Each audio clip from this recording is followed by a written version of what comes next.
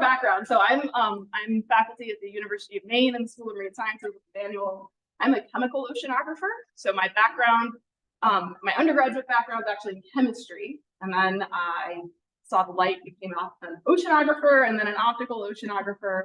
I actually did my PhD co-advised by Manual here. So not here, but the University of Maine. And my research focus is broadly on particles and how they, the processes that affect them and interact with, that cause them to interact with the biological carbon cycle of the ocean, carbon cycle. So I've done some work with things as diverse as photochemistry and particulate absorption in coastal regions to using sensors on profiling floats to try and back out what different biological carbon fluxes in the ocean are. I've worked also with kind of old school things like sediment traps to try and validate some of the optical estimates that we make of carbon fluxes in the ocean. And now I'm starting to kind of new stuff for me, but to delve into the optical properties of waves and coastal estuaries here in Maine. So I have this smattering of research experiences that relate to both chemistry, chemical oceanography, and optical oceanography, but I'm definitely more of an applications person. So you will find there are other people in the room who are really like think about the theory, radiation transfer, and light interacting with particles. I'm going to give you the chemist perspective, and starting off with an inherent optical property, absorption, and try to put that into kind of my context. You're going to see this over and over and over this week from the perspectives of people who are coming from physics or engineering or biology. Hopefully it's all going to link together for you, but I think chemistry is science. I'm biased, but we're going to start here in the middle. So for this lecture this morning, what we're going to do is first, I'm just going to give you a little bit of context, and then start talking about how light energy interacts with matter in the ocean, specifically through absorption. And then we're going to kind of do an overview of what some of the absorbing constituents are. So that's this morning. Actually, that's the first part of this morning. And then we're going to stop and drink some more coffee. I'm on my third cup now, but hopefully we'll and take a break. And then we're going to go from sort of this theory context overview lecture into the more practical considerations of how we actually make measurements of absorption in the ocean.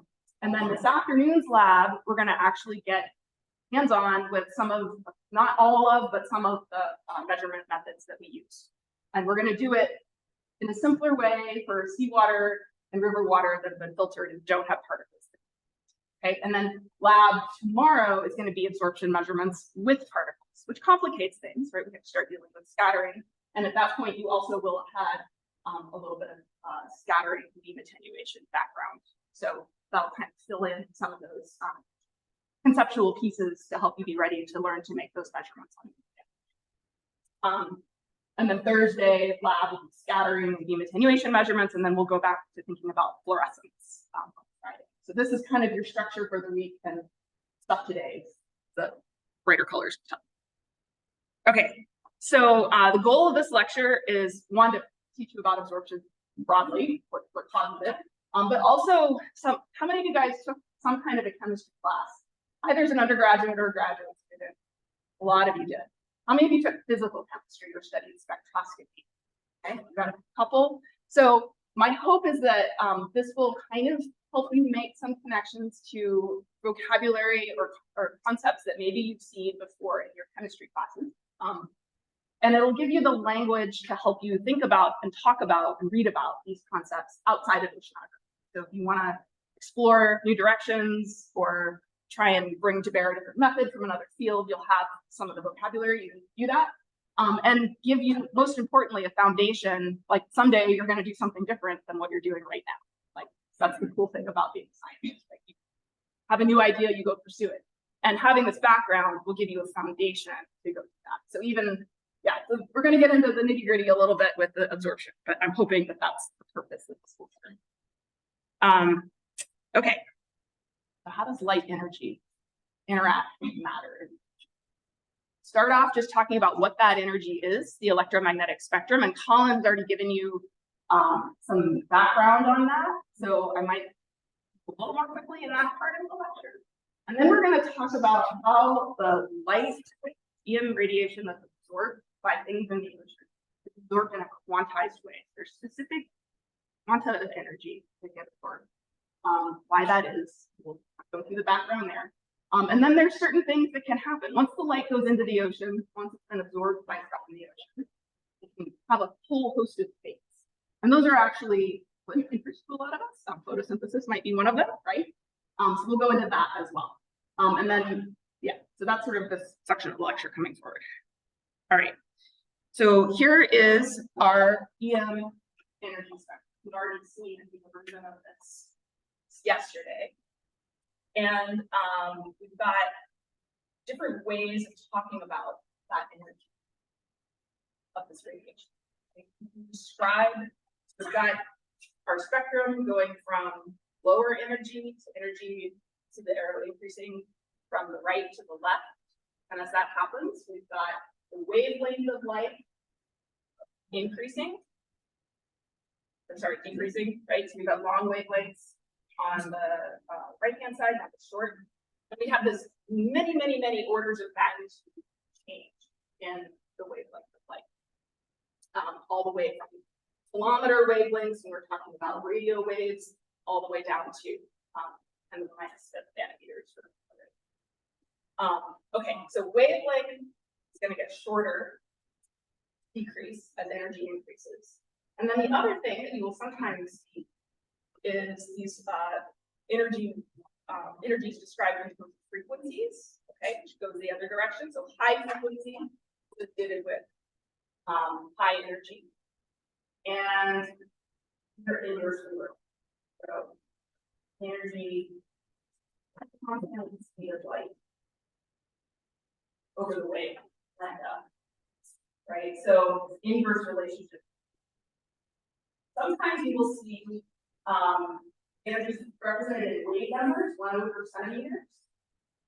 So that's just, you know, inverse of wavelength proportional to energy. Okay, so for optical oceanography, we're mostly going to be interested in the length of the Earth's surface. We learned about that yesterday, right? We're mostly thinking about the ultraviolet and longer wavelengths. Below that, mostly the Earth's atmosphere is blocking out much of that, although we'll talk a little bit about some of the higher energy ultraviolet. Okay, and then the visible light region is, of course, small. Questions here? All right, so this is kind of a qualitative schematic that I'm putting up here because I think it's a nice visual. There are some things that are not numerical or quantitative on here. This is from a NOAA educational website. So it's showing two things. We have the spectrum, again, the wavelengths up at the top, and then we've got this blow up of the intensity of the energy that's reaching Earth's surface. And you guys remember the temperature of the sun around 6,000 Kelvin, all of that, the black body radiation spectrum.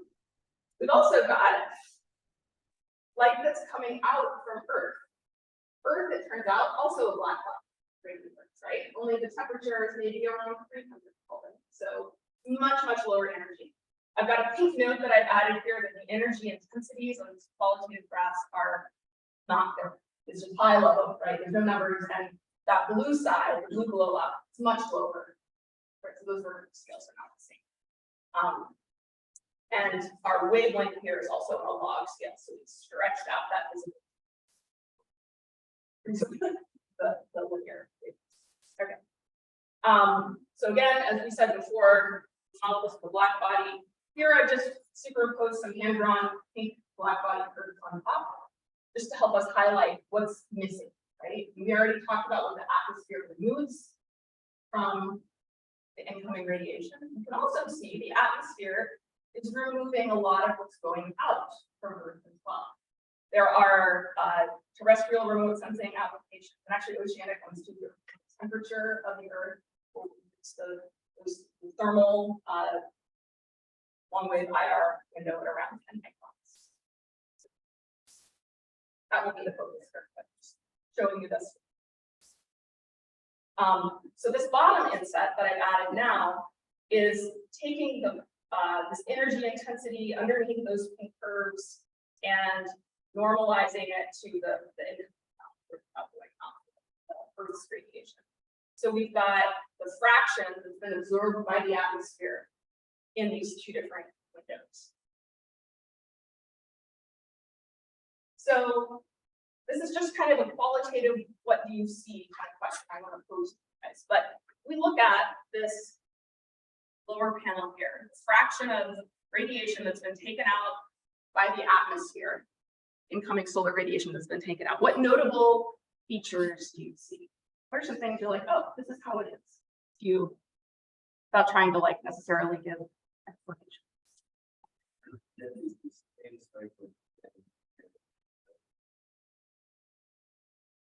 Okay, so they are bands in the NIR and they're distinct, not just sort of, not just a random squiggly line, right? There's clearly some structure there. Yeah.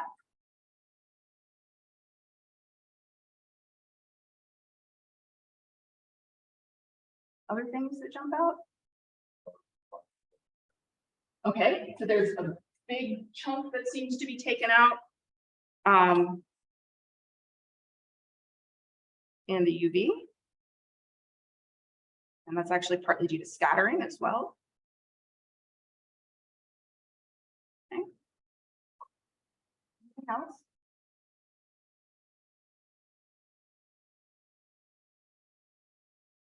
Ones over here kind of get smaller as we go down, right? So there's the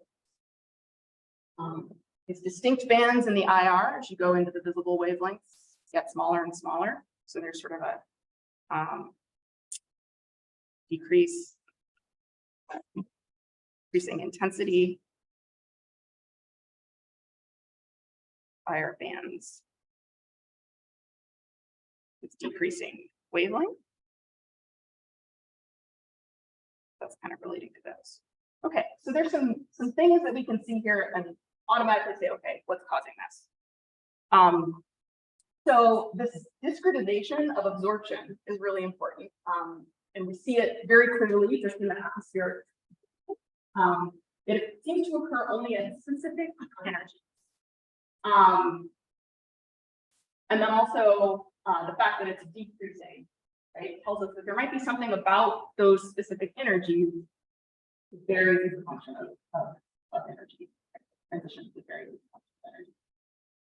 Also, it's really increasing in the UV, right? So we're sort of switching here from a part of the spectrum where mostly the molecules in the atmosphere are undergoing vibrational transitions. We're putting in some energy that causes those molecules to vibrate differently in a quantized way. And we're starting to move into a region of the spectrum where the incoming photons are of high enough energy that they can start to excite electronic transitions. And I'll talk about what that means more specifically in a second, but it's kind of a fundamental difference in the type of absorption that's happening. So water vapor is really important here. As we get into the UV, there's also big contributions by ozone. I think water is probably the most, to me, interesting molecule in the Earth system, but ozone is a pretty close second. I'm not going to go into it now, but if you're curious, I think it's pretty amazing that it's there and it does what it does in the atmosphere. So anyway, ozone absorption also important.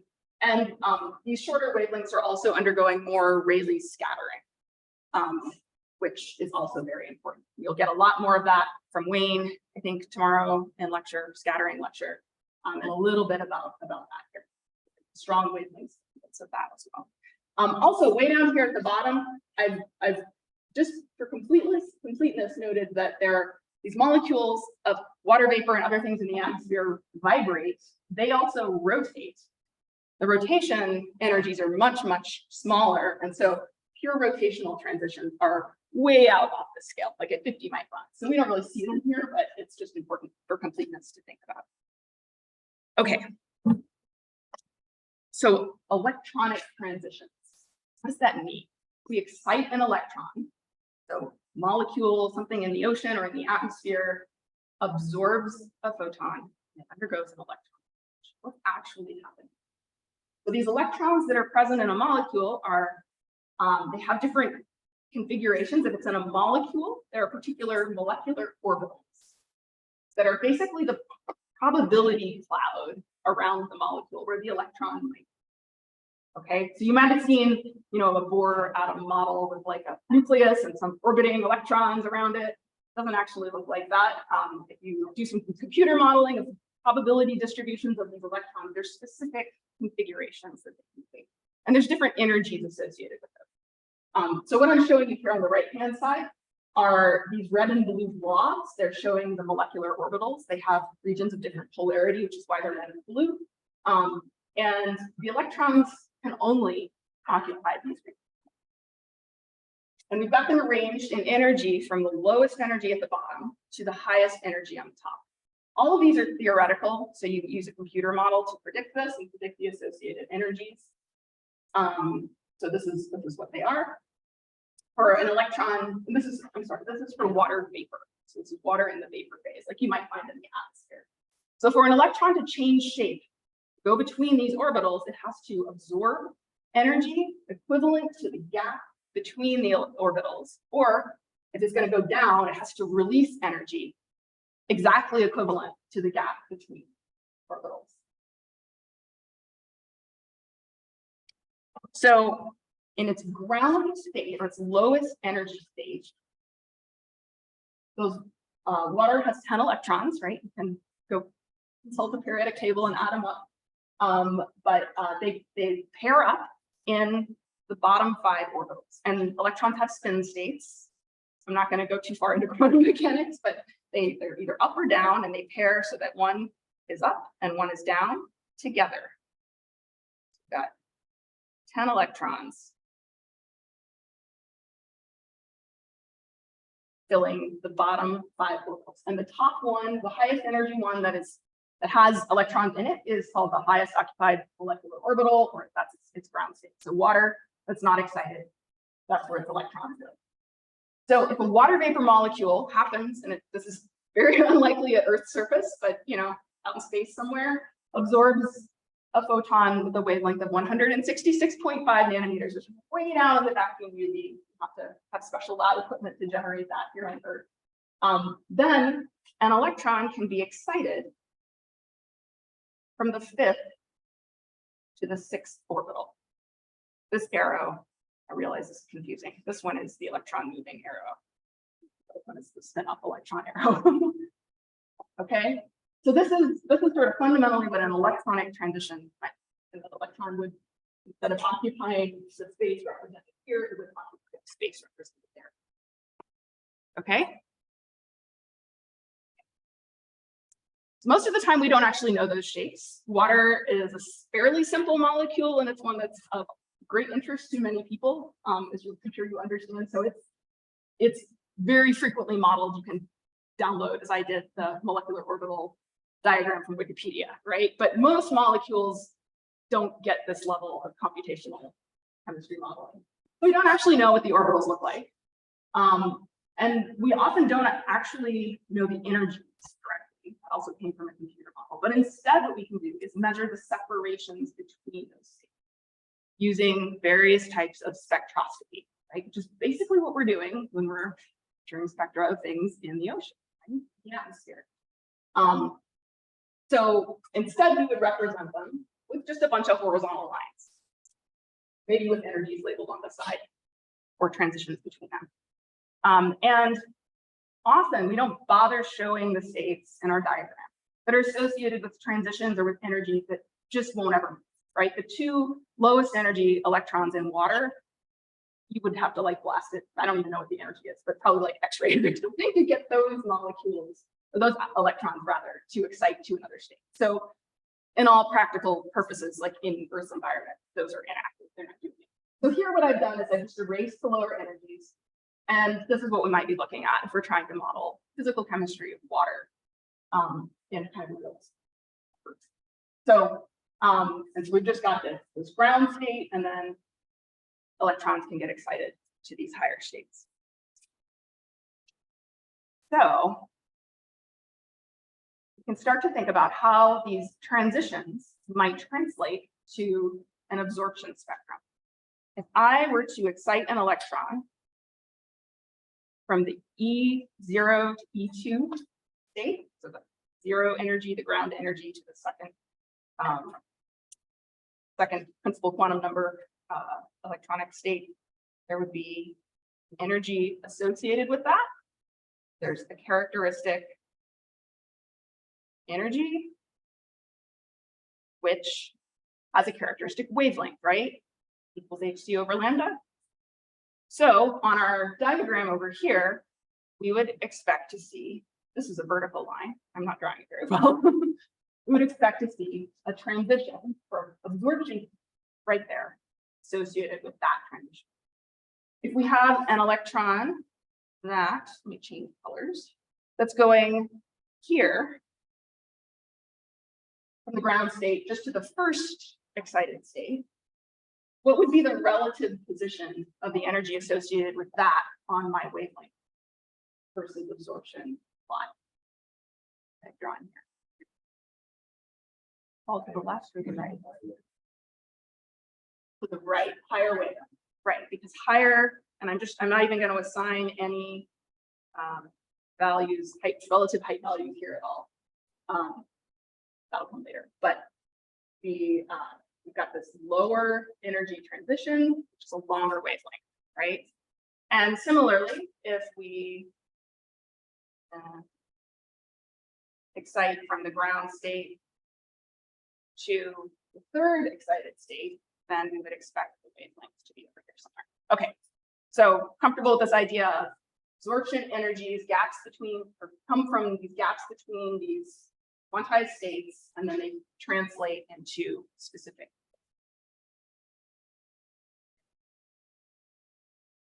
All right, so molecules have electrons. The electrons can go between states and change shape, these molecular orbitals, but the molecules aren't static, right? They're always moving. Maybe at absolute zero, they're not, but they are moving to some degree based on whatever phase they're in.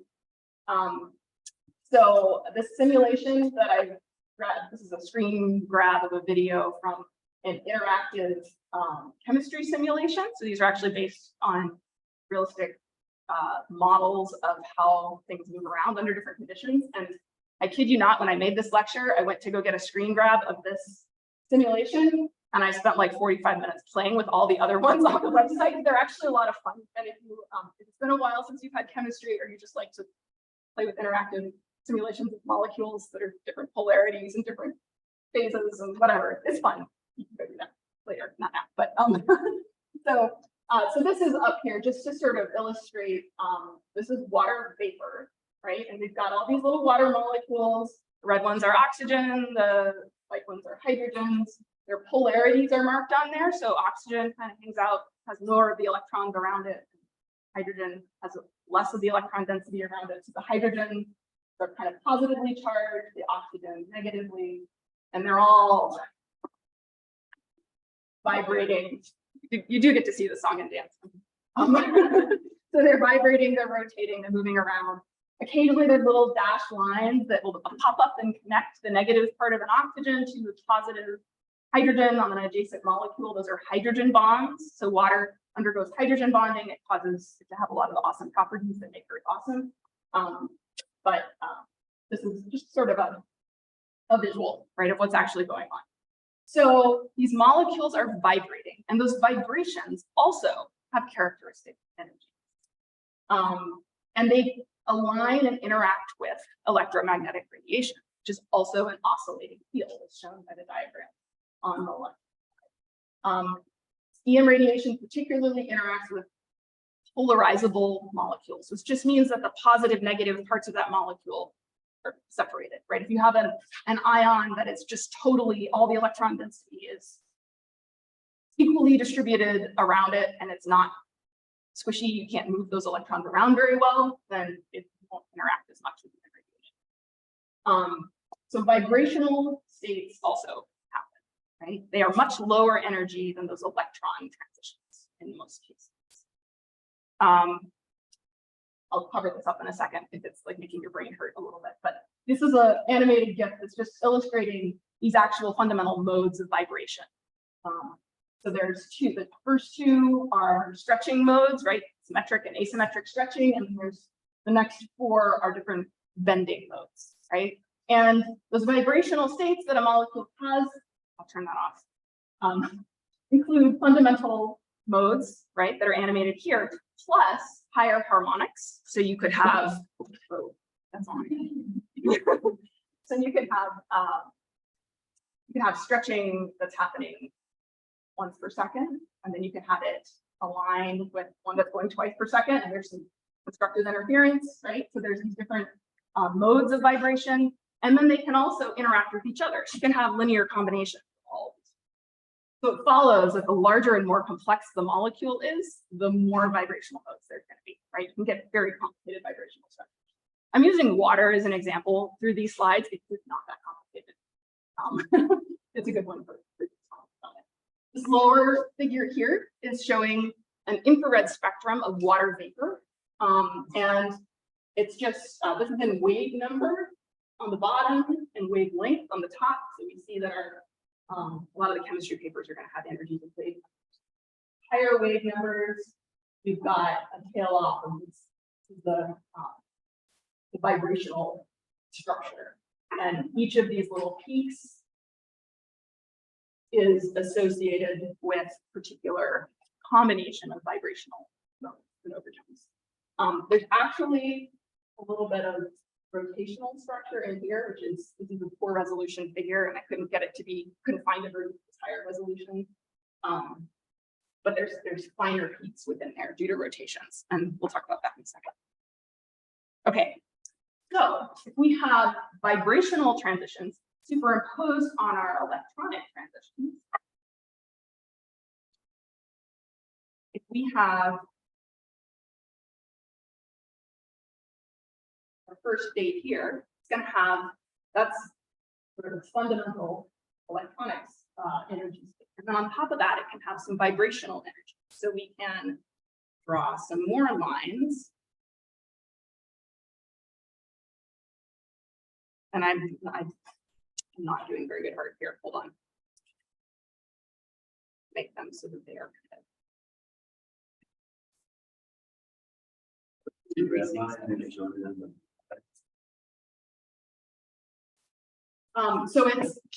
so here I have sort of randomly assigned some different heights, which are actually due to probabilities of the transition happening. The position on the x-axis is what's going to correspond here. So this state, the highest energy, is way over here. And then I've kind of adjusted the same things here to come more closer together and some of them farther away. So like E0 to E1 and E0 to E2 are closer together vertically than E0 to E3, right? And so we see these two are closer together. Yeah, that makes sense. So what I'm drawing on here by hand are some hypothetical, qualitative, arbitrary vibrational states associated with each of these electronic states. Each one of these is a different combination of those modes. And so for, let's say, our blue photon, a blue electronic transition, you could go from here to here, right? You could go to E1 plus a little bit of vibrational energy. What would that look like if I went from E0 first to E1 plus its first vibrational mode? How would that compare to the blue line I've drawn on the spectrum over here? Slide it to the left. Okay, a little bit higher energy, so it's going to be a little bit on the left-hand side. Right. Okay. And if I went from the first vibrational state of E1 or E0 to the lowest vibrational state of E1, then it would be on this side, right? A little bit lower energy. So we can do this for all of these and end up making some structure around each of these peaks. I'm not going to draw it all in right now. And actually, if you want to see a beautiful version of this, Colin has a figure in Mobley et al.'s Oceanic Optics textbook. It's specific to chlorophyll actually, but it's really nicely drawn and it's a really fantastic way of thinking about it. So I will, when we get to our first reference from that textbook, I'll point it out and tell you guys how to get to it. I think it's on our website too, so you already have access. Okay, so we have, and rotational transition. So I mentioned in addition to vibrating, these molecules rotate, has even lower energy associated with it. And so for molecules that are able to rotate freely, you would actually also expect to see even more structure around these different vibrational peaks. Let me back up. There. So that's what these are actually teeny tiny little white lines that are all running together, and you can't see it on this poor resolution figure, but it's in there. So that's for gas phase water, and this is for a hypothetical gas phase molecule. Okay, so I'm going to continue on and start talking a little bit more about the actual ocean. Do I need to pause? Do you guys have burning questions? I can't wait for a sticky note or conversation. Everybody feels good. So these energies that arise from fundamental electronic and vibrational states are not constant, right? They can be modified by the environment around a molecule. So things like how far apart what the state of matter is, like whether you're talking about a solid or a liquid or a gas, whether molecules are closer to one another, like if it's colder or farther apart from one another, like if it's warmer, whether they've got salt ions causing them to face a certain way, whether there's hydrogen ions floating around and saying, oh, negative states, come over here, or whether it's in a polar or non-polar solvent. There's all kinds of things that can affect the distances between atoms and molecules, and therefore how those electronic absorption and vibrational absorption can. So here's another spectrum example that I've grabbed off Wikipedia. Again, lots of things from water, but these are kind of a good little thought exercise just to look at here. So, so what this is showing is the absorption coefficient as a function of wavelength in microns. Both of them are on a log scale. And we're actually mostly looking at most of what you're seeing here is the infrared, right? We're not even really a little bit visible at the left. And the green line is water vapor. It's actually an atmospheric profile, I believe. The red line is liquid water, and the blue is water ice. So looking at this, what are some key things that jump out at you about the similarities or the differences among three states of water that we find on Earth?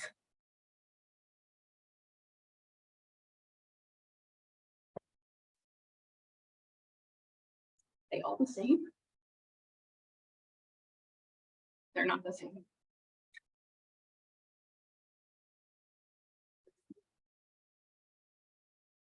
Okay, vapor is different. How is vapor different?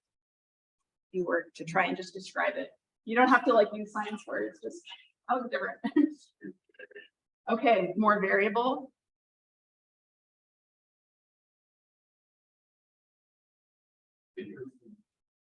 Okay. Vapor peaks are shifted. Yeah, mostly to the left. But the energies are not the same between vapor and the condensed phases, which are liquid and solid.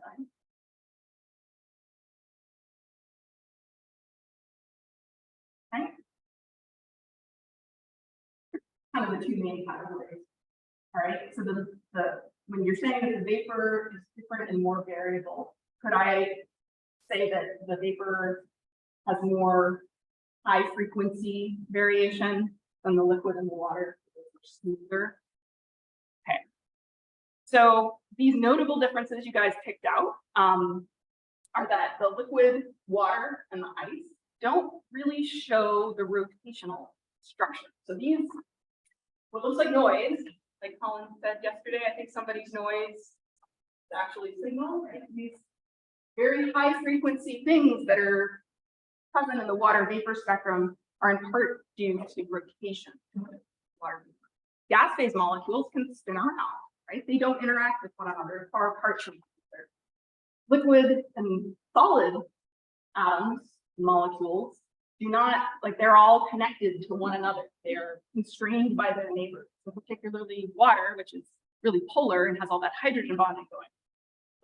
The two condensed phases don't have that ability to rotate freely. So we don't see the same, also, as noted, the wavelengths aren't the same. So again, as I sort of said in my overview slide on the last one, the absorption energy is going to depend on the distance between the atoms, the nuclei that are part of the molecule. And so that, of course, is also going to be affected by the state of matter.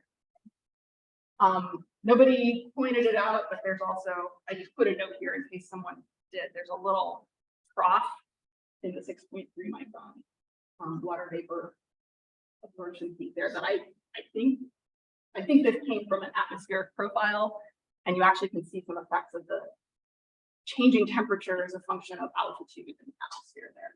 So it gets warmer and then it gets colder again. Also due to ozone, really. But I'm digressing. Okay, so why is it that these internuclear distances matter? So they change the probability that a transition will take place. This is following something called the Frank-Condon principle, which is an assumption that basically the time that it takes for an electron to change state is very fast. But the time that it takes for a molecule to vibrate is orders of magnitude slower. So we can assume that during the time an electron is changing state, the molecule's frozen, right? It's in whatever part of its vibrational pattern it's in when that's happening. So the more at that moment, the more that the ground state and the excited state are in phase in terms of the vibrational state, the more likely there's going to be an absorption event. So the example I'm showing here, these two figures, are two versions of the same molecule, the same ground state, which is the red, and first excited state, electronic state, which is the blue. And they just have two different nuclear displacements, right? So you have a bond displacement that's present here. So the two nuclei in this molecule are closer together here, and they're farther apart here, S equals 1 and S equals 2 for further. So for the version of this transition where the nuclear displacement is shorter, we've got the peak of this vibrational state where the electron is starting, kind of aligns most with the peak of the second vibrational state in the excited mode. Whereas if we pull those two nuclei farther apart, now the peak of the vibrational state where the electron is starting off aligns with 1, 2, 3, the fourth vibrational state of the excited state, right? So you can think of it as overlap between the first state and the excited state, and where you are in vibrational time span when the electronic transition happens will affect the probability, right? So it's less probable for the S equals 1, we're starting here. It's less probable that we're going to end up in this first vibrational state because they're not. So this is a very kind of big picture view of this. And I see a lot of furrowed brows.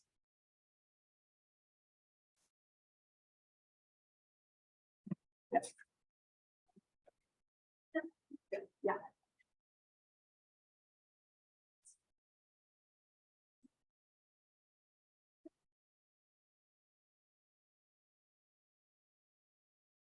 What can affect their okay, so imagine we have a water molecule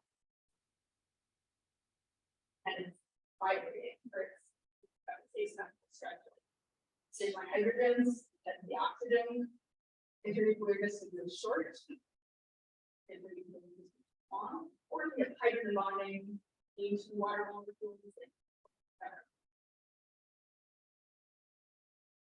Sharing a little bit of electrons from one molecule. Whatever happens, here they are. Yeah.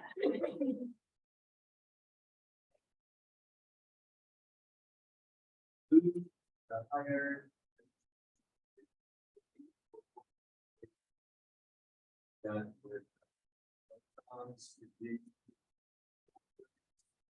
So you can think of it as sort of, yeah, so where the electrons, I mean, this is very simplified, right? We're looking at two things, right? But you can think of it as sort of the harmonics.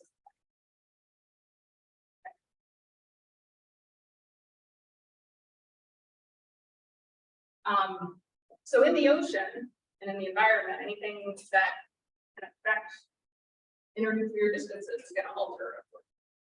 So I'm going to give you some examples of this that are maybe a little bit more applicable to what we're thinking about in optical oceanography. The one really important one is that the absorption by liquid water, which is mostly in the visible and IR range due to vibrational transitions, right, is dependent on temperature. And so the two figures here, and so this is, here I said I would do this. So this is from a reference, the Oceanic Optics book, which I think actually was introduced yesterday in one of the intro lectures. So there's I think a manual was actually going through that, right? So there's a website that is being superseded by a PDF version, and it's published on Oceanic Best Practices now. But many of the longtime instructors of this class, Colin, actually, I think was one of the people that contributed a lot to some of the absorption related chapters that we've got figures from here, but lots of people have been, manuals got a lot of stuff in here as well. So I'm going to cite this a lot for figures, and I think some of the people following me this week will as well. So you guys have, I think, access to this on the course website. And I encourage you to, it's nicely written. There's a lot more details if there's something that you really want to dive into, or get the weird little historical tangent on, or whatever. There's a lot of awesome stuff. So this figure is from there, and what it's showing on the the left-hand panel is the absorption coefficient as a function of temperature. So each line is each colored line is a different water temperature for constant salinity. So 35 parts per thousand, temperature varying from 0 to 30 degrees. And so we can see at around 750 nanometers, this water vibrational peak is temperature dependent, right? It's more absorbing when it's warm. So there's an increased probability of that transition happening as the water molecules move faster and get farther apart. It's harder to see on the right-hand panel. This one is for salinity. So we've got salinity varying from 0 to 40 parts per thousand at a constant temperature of 20 degrees. There is a little bit, and I can see it right here on my iPad. You might need to pull up and look at this after the fact. There are tiny effects. It's much smaller than salinity on the vibrational absorption of water. I think it's important to point out here that this is not effects of salinity on absorption, not the absorption of the salt itself, right? This is the effect of having salt ions present on the ability of water to vibrate at its characteristics. Okay, so here, this is the water absorption dependence on temperature. So this is really important. We are going to have to correct for this in measurements we collect this afternoon in lab, and you have to correct for this in all kinds of things. Okay. The good thing is, especially in the visible and near infrared, it's fairly well characterized, so we can look up that dependence and correct for it as long as we have measured temperature in all of the samples that we're measuring, and we're able to remember to do those corrections. Okay, what else? pH. the presence of a hydrogen ion, which is a naked proton, right? You put that next to a molecule, it might deform the electron clouds a little bit, right? It might pull some away, it might change the shapes, it might pull nuclei. So this is an interesting paper where Leanne Powers and her colleagues took organic matter that's exuded by sargassum, which is a macroalgae that grows out in the open North Atlantic gyre. It floats and makes these big mats. It serves as a habitat for a lot of small things that like to hang out underneath it. So it's totally natural and supposed to be there. How many of you guys have heard about it washing up on Florida beaches? So sometimes a lot of it goes to places that are not the middle of the gyre. People have different feelings about it, but so the CDOM, or colored dissolved organic matter that is exuded by the sargassum macroalgae, has a strong pH dependence, it turns out, and you can beat the absorbance of that. So what they did in this study actually was they concentrated that CDOM. They used a solid phase extraction technique in the lab, which can sometimes modify exactly what components you're extracting out, but assuming that what they had extracted is broadly reflective of what the original CDOM in the water was. They see that interesting change in pH dependence, or as a function of pH in the absorption spectrum. So both the figures that I'm showing you, the units on the y-axis are either absorbance for different pH levels, and it's actually concentration specific absorbance. So these are odd units.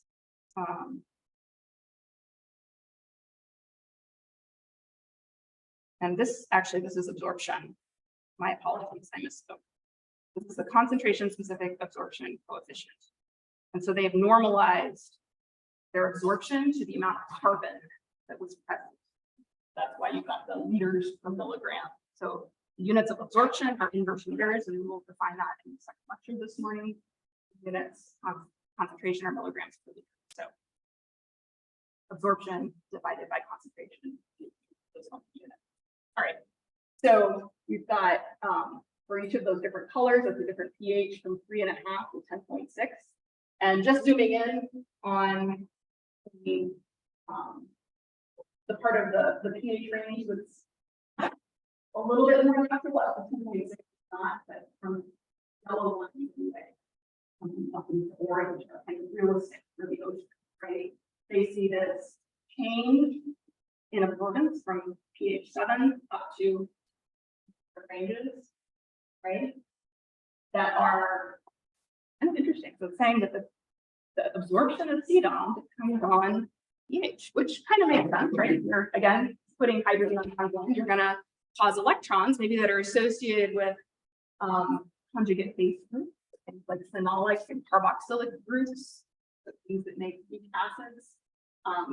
The loss of protons from that can absorption spectrum, and they're suggesting that there might even be a pH the range unique to brown algae, which is kind of cool. Okay, so that's one example. Another example of ways that the environment can affect internuclear distance, and therefore the absorption spectrum we see has to do with the effects of the solvent on chlorophyll and other phytoplankton. So there's a lot going on this slide. I'm actually going to talk you through the figure in the upper left-hand corner first.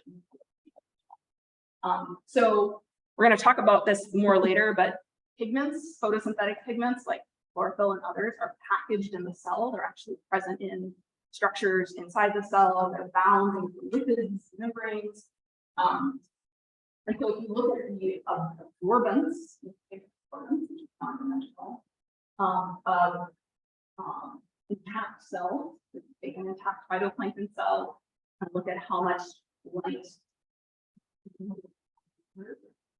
then you take that same sample and you sonicate it. So sonicate it just means you apply ultrasonic sound vibrations to it, and it pops the cell and releases everything into aqueous solution, the water solution. Then the absorbance increases. quite a lot, right? And so that's an example of just if we take the pigment out of the things that found it. So of course, if you have pigment molecules that are held in membranes, they're gonna vibrate differently. They're gonna have different distances from one another than if they're out floating around in aqueous solution. Okay, so that's one example, right, of the environment around a molecule changing its absorption. And then another one is if you take that same sonicated cells, we take this pigment in water, and then we compare it to how that pigment absorbs in an organic solvent like acetone. We'll use that to extract pigments, methanol or ethanol. There's also a wavelength shift, the actual energy of the absorption. So if we look in our figure here, right, our intact cells are absorbing here around 440 nanometers. And if we look at chlorophyll A in the table here, so this is from a study that carefully estimated the wavelength shift associated with pigments being in a cell versus in water or in a solvent. We actually see that for chlorophyll A, the blue peak is now around 432 nanometers. So there's, in this example, having these so this is just another example. All right, I'm going to stop here for a second and just ask if anyone has questions. I've just been through a few examples of why some environmental.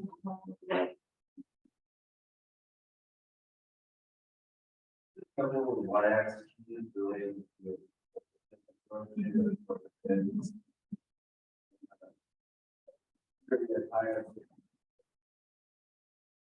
Yeah, so absorbance is what a spectrophotometer tells you. It's sometimes called the optical density, and it doesn't take into account what the path length in the sample is. Absorption is does take, it's like the light absorbed per distance traveled through the sample. And so sometimes people will just report absorbance if they just want to compare two things that were measured in the same setup, right? But you can't take an absorbance and compare it to, like you can't compare the y-axis on an absorbance graph to anything else. You don't know what the path length of your measurement was. So this graph is useful because it's just showing that relative change in the magnitude. We go from intact cells to sonicated ones, and also the wavelength axis is still good. It's just how we're normalizing time.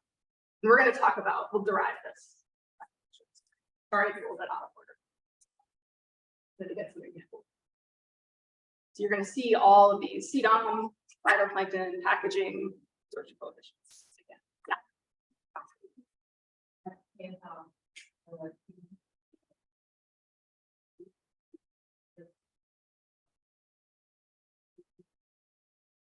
No, so in the ocean, there's generally something, but if we want to measure the concentration of a pigment, it's actually more reproducible in terms of we know exactly what we're measuring in what form. Take our discrete samples, filter them, dissolve the cells in non-polar organic solvent like that, and then look at the fluorescence of the chlorophyll in that acid. That's not fully true. Actually, Ivana's not here yet. She's going to talk all about it. If it's closer to being kind of a consistent measurement from sample to sample. But the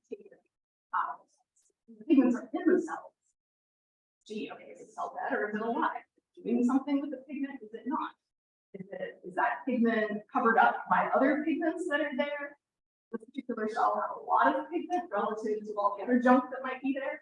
So there's all these different things that happen inside cells, outside cells. A little bit more, but still issues. Yeah, I think you and then. For the packaging, that's also the cell size, right? So is it more of a physical like issue with the fluorescence and each other, or I never really thought of it demonstrating. Yeah. And I guess like there are ways to rate those two tabs. So the chemistry that I really wanted to bring home here was sort of relationship that change solvents, but also yes, come out of the chemistry thing. But you're right, there's packaging effect impact cell. Yeah. Totally gets related to cell size.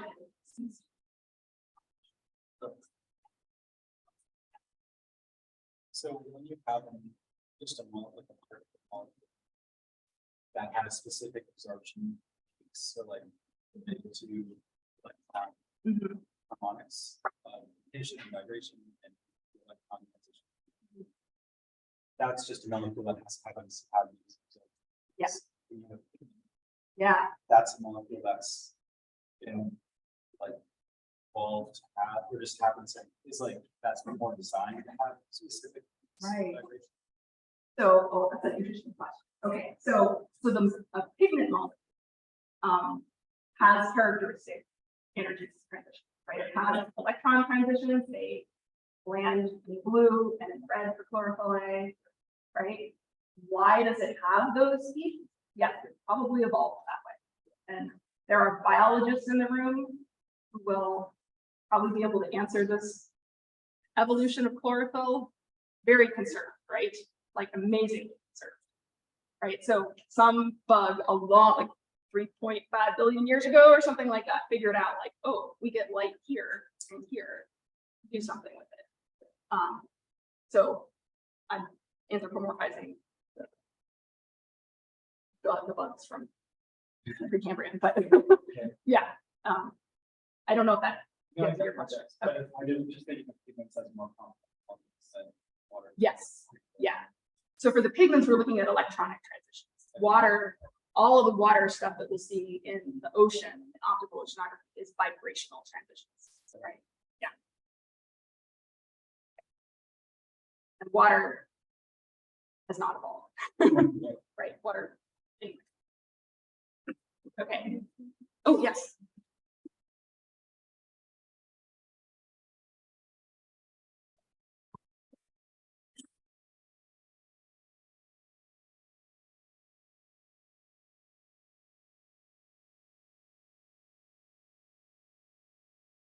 Does the your acid does the absorption acid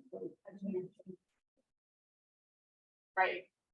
That's a good question. I suspect that as you drop the pH, as you get more and more and more and more acidic, you will eventually stick a proton everywhere that you possibly on the molecule, and then it will probably not. But this particular example, they didn't go down to that point. It looks like their lowest pH is 2.5. I don't think they reached an asymptote. They didn't show the lower end of the scale. I know that if you drop it far enough, you'll protonate everything. Actually, if you raise it high enough, you'll deprotonate everything. Right? But I think the goal of this study was to look at one, understand what was causing CDOM absorption from this orgasm exudate, and then also to look at whether it's a function of pH environment.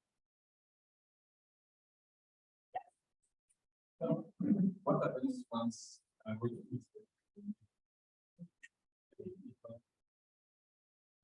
What?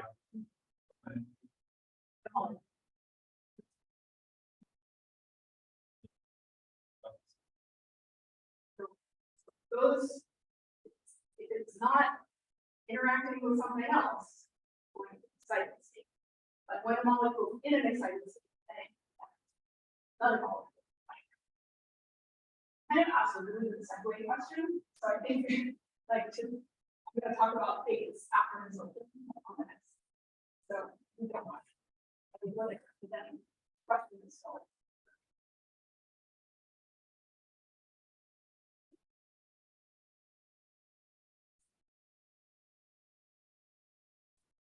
Okay, so light gets absorbed by a molecule.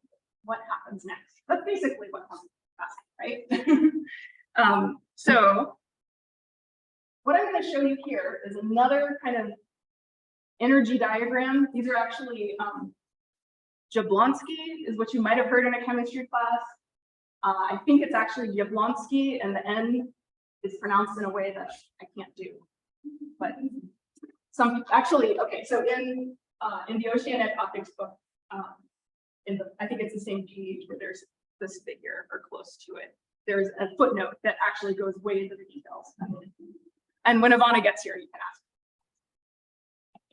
ask. But anyway, this is a Jablonski diagram. We're going to use this to illustrate these transitions and then what can happen after absorption.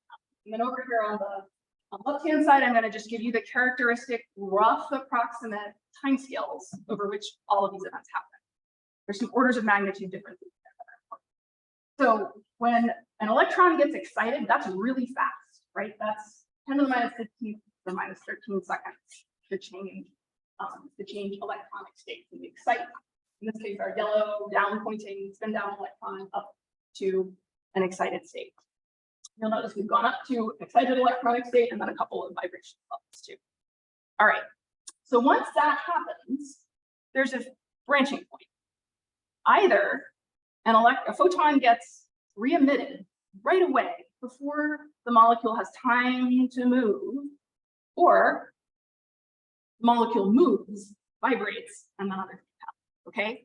So the first kind of couple cases are where the photon re-emission happens so fast that the molecule doesn't vibrate.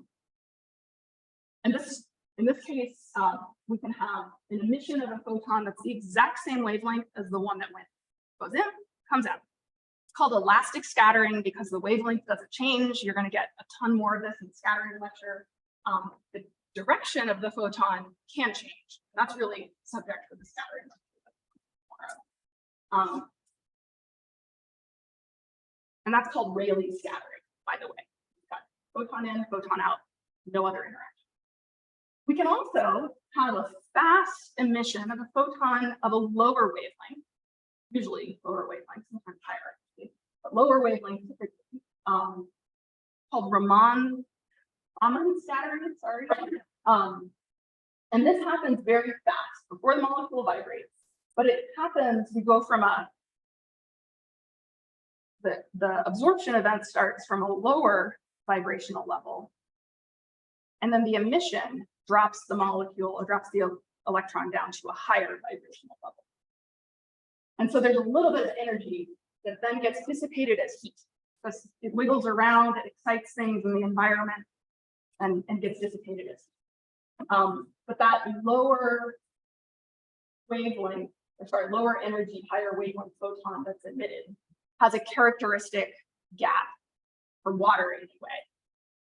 That energy gap is around 3,400 wave numbers, which depending on what wavelength the photon that went in was at, can come out tens to hundreds of nanometers in a different place, right? And it's these shifts are well categorized, so we can actually use them to calibrate things. And are you going to talk about LiDAR and Raman scattering later?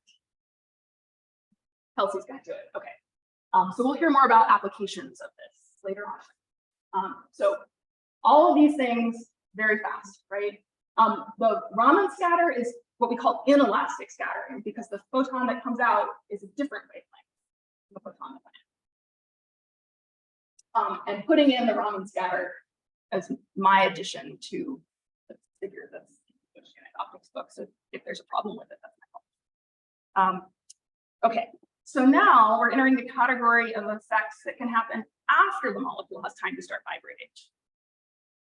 So if that happens, the molecule can lose a little bit of energy to vibration, to heat, and then it can also emit a photon of a longer wavelength, lower energy. But now, instead of happening in 10 to the minus 13 seconds, it's happening, like 4 to 6 orders of magnitude more slowly, okay? We don't notice that with our eyes. We turn on the UV light. You guys remember the demonstration yesterday and the fluorescing things in a box? We had a UV flashlight and a white flashlight, right? The UV flashlight was driving fluorescence. The white flashlight was just driving elastic scattering. right? You're just seeing some absorption. The light that's coming back out, it's just light that's bouncing back out. So there's 4 to 6 magnitude difference in the time that it takes for those two things to happen, but of course your eyes don't see it. We respond a lot more slowly. But that's sort of the scale there. So fluorescence is also an example of inelastic scattering, but it happens after that vibrational relaxation. An example would be dissolved organic matter fluorescence, fluorescence of all the dyes and chlorophyll that you saw in the box yesterday. Chlorophyll fluorescence is more complicated, except when you've extracted it into acetone, right? Otherwise, it's more complicated because it's part of a biological system that's functioning and using the light that goes in for something other than just spitting out photons. Okay, so that's an important distinction. DOM fluorescence is kind of a nice, more straightforward example. Okay, another funky thing that can happen is that, so we've excited in our example here, we've excited this electron that's spin down. This is the same electron. After some vibrational relaxation, still spin down. It's very tiny portion of cases. Randomly, the electron can flip its spin to up. This is what's called, it's forbidden, right? It's not technically supposed to happen, but sometimes it does. So even low probability things can happen, right? And so now we've got our electron spin up, and then it can vibrationally relax some more. And in fact, it usually does, because it takes a really long time for this spin up electron to fall back down to the original ground state where it needs to be spin down to pair up with whatever is down there already. You can't have 2 electrons of the same spin occupying the same energy state. That's not allowed.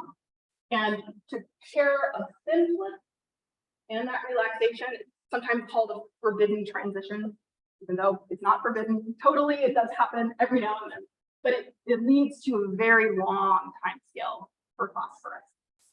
Okay, so that's a much delayed emission of a lower wavelength photon after 2 forbidden spin flips.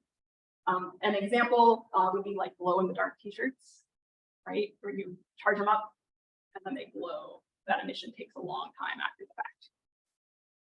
Okay. I'm going to stop here for a second. Oh, no, I'm not going to stop because there's more. Okay. So the last thing that's on here, I don't have a time scale because it really depends. There's a lot of different complicated systems that can happen. But that light that's absorbed can go on to drive photochemical reactions.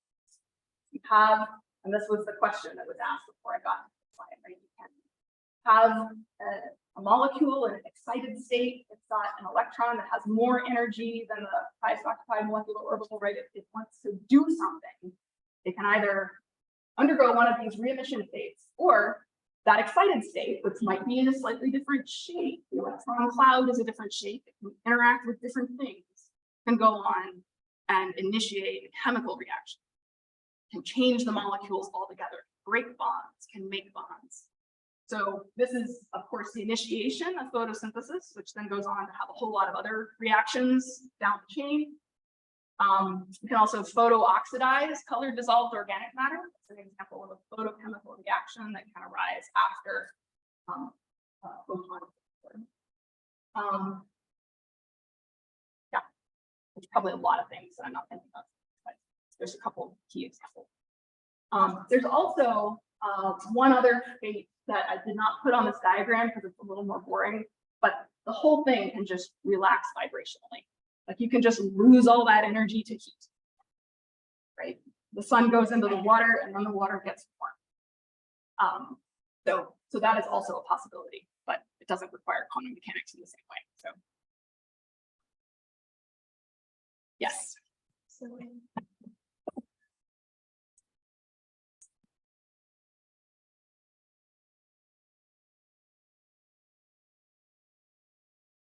So the question is, with all these different timescales, it must be really important to be able to resolve the differences. It depends on what question you're asking, right?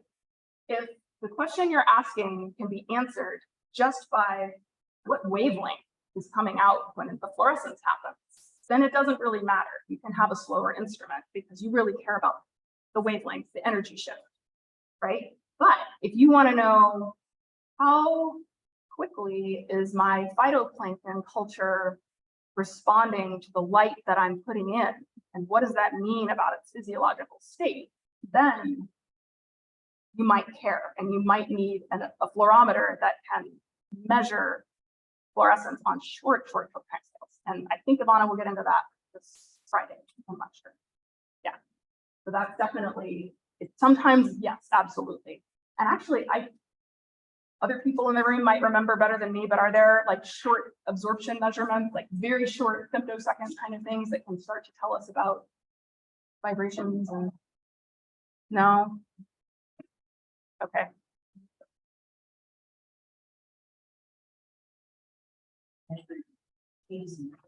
Yeah.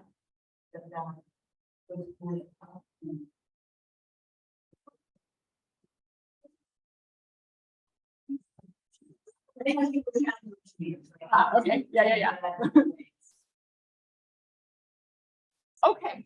So maybe not. I think there may be some applications where they look at very short absorption. But yeah, chemists do. Not seawater is just really complicated. And sometimes we don't really need to do stuff like that to answer the things we want to know. So yeah. Okay. Other questions on this slide? States of absorbed energy. Yes.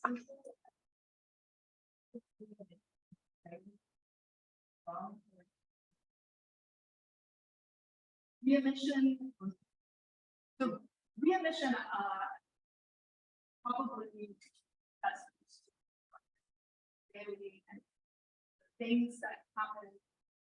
Photon goes in, photon goes out. Even I don't know how to describe it.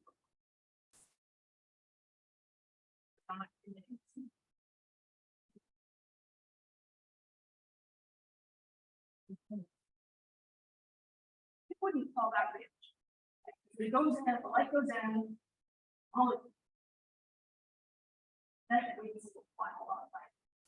Then it's sent out. A different way, probably isn't correct. So it's kind of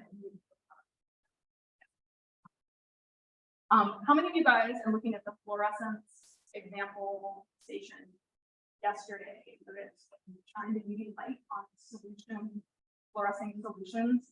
The light kind of seems to be all directions, right? Rather than kind of bouncing out from the flashlight. Yes. So that's another kind of qualitative link there, right? If the photon goes in, molecule changes, and then the light can come out, but it might come out.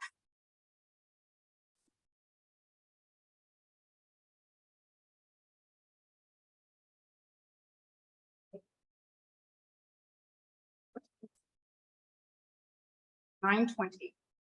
How long am I supposed to go before coffee break? You guys have more?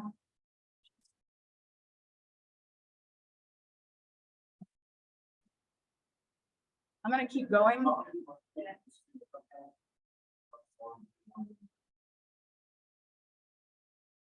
Keep going. Okay. This part's gonna be a little longer, and then the second lecture this morning's gonna be a little shorter. So yeah.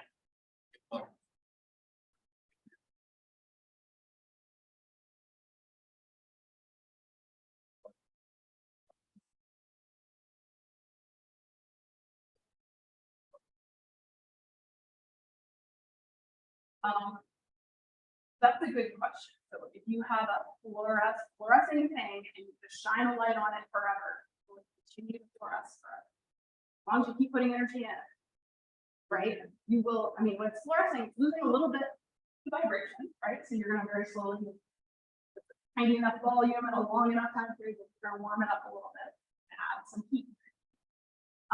And then sometimes when you fluoresce, the same energy that drives fluorescence could also drive photochemical reaction. And so you might also start to break down photochemically, and that might change. But I think in a like perfect mental thought dream simulation. Yes.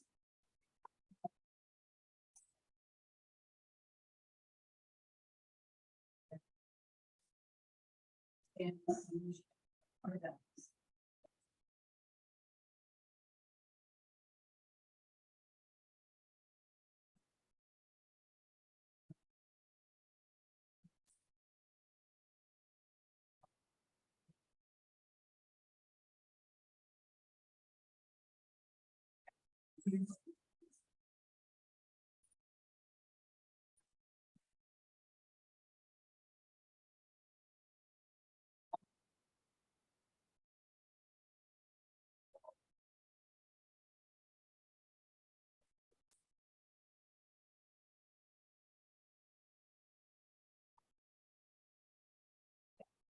Yeah, once it emits, if nothing else has changed, and that's a perfect fluorofluorine beaker, right? Like your, yeah.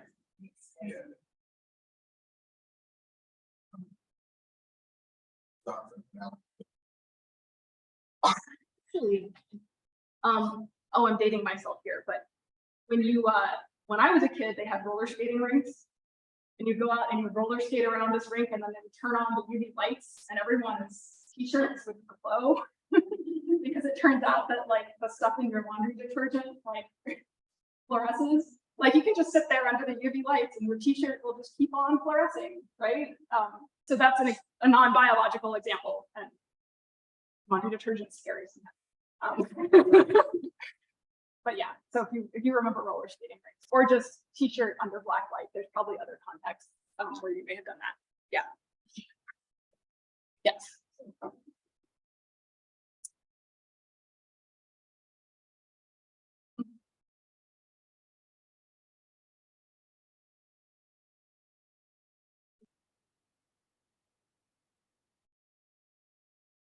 So when the electrons spin flips, is there energy related? I don't believe so. It's just a change in one of the see.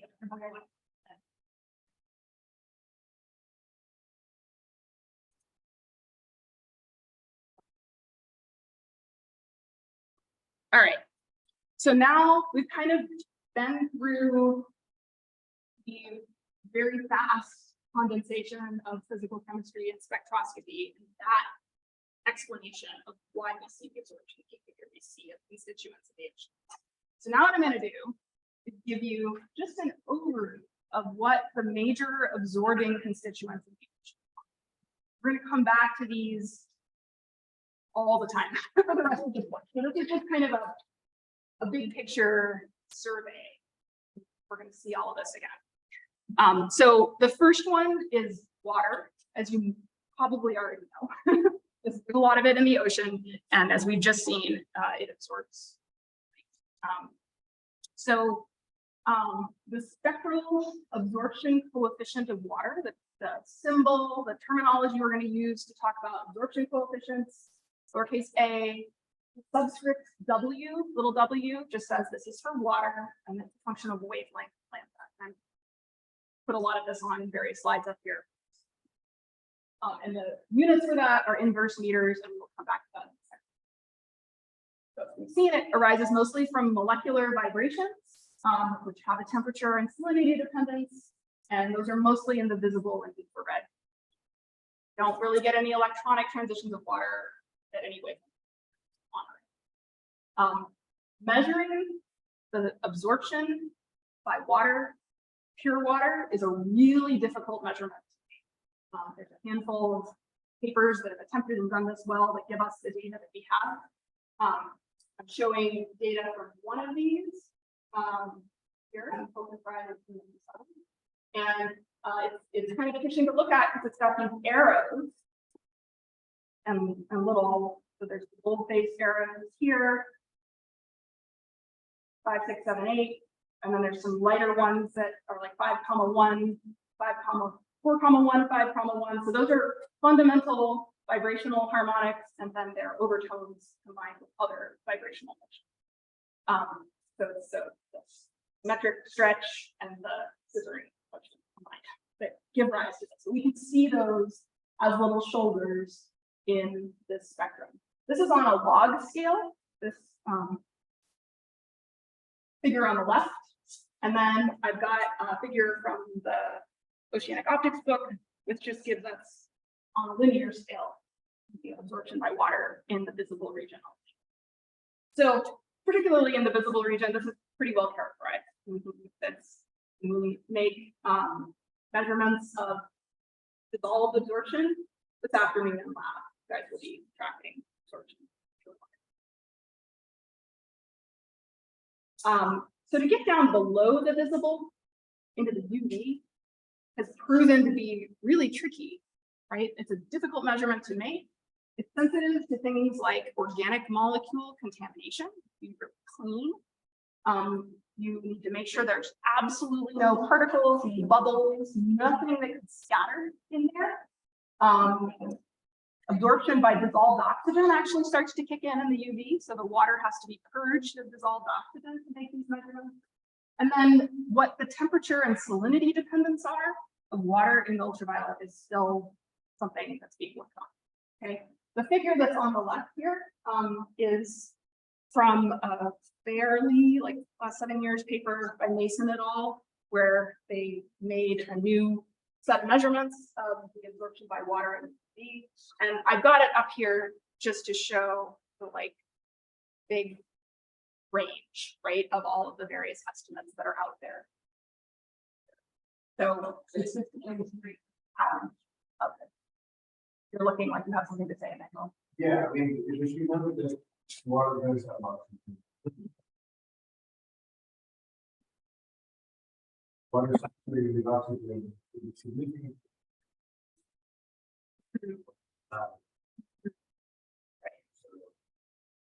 Yeah, so how you get from that careful, pure measurement made in the lab to the actual ocean is a whole other, yeah. Okay. Yeah, exactly. Choosing the right blank. We'll get into this a lot today. So, one thing that's kind of interesting in this Mason et al. Set of measurements is that they were able to detect the 9th mode of water, which I don't think had been done before. And they've also annotated the 10th, but then in their text, they didn't say anything about it. So I don't know. Yeah, so anyway, very careful measurement. And how do you apply that to the real ocean, which has oxygen in it, right? You're not going to get rid of it. So how do you make that correction? What should your blank? So to correct for these temperature and salinity effects, for instance, if you make an absorption measurement in an AC meter, as we will do later today, you're going to make a measurement of water that is at a certain temperature. It might be cold, it might be warm.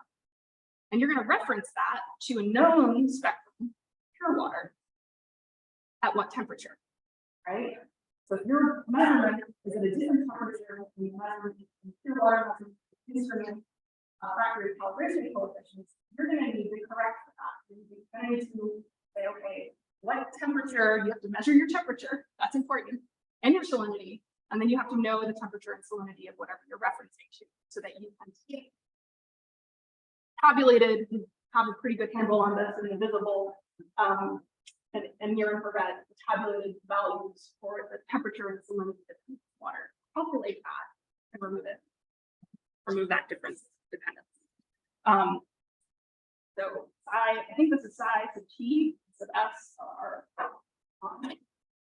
tables of data that we're going to use for these dependencies. So basically the slope of absorption change per degree Celsius and absorption change per salinity unit. And again, just recall the salinity dependence is salt ions modified in water, not the actual salt ions. The dependencies of this on the UV, I think, are still something.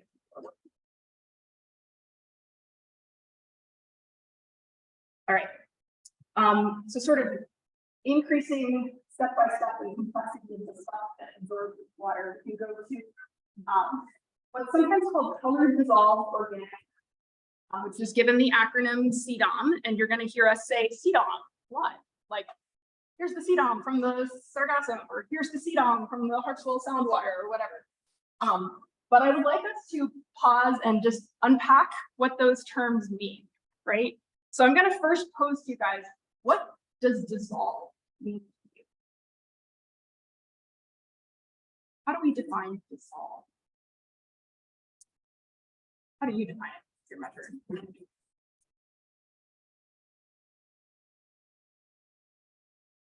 Okay, it's uniformly in solution. Yeah. There's no right or wrong answer here. The important thing is to stay first.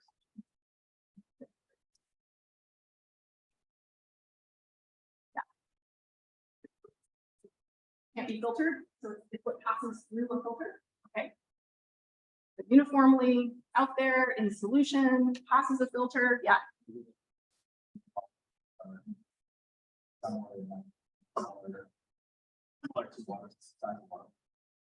Okay, so very small relative to, or not smaller than water, but compared to water, there's some threshold of size that a dissolved molecule must meet. Okay, so we can use a molecular size criterion for dissolved.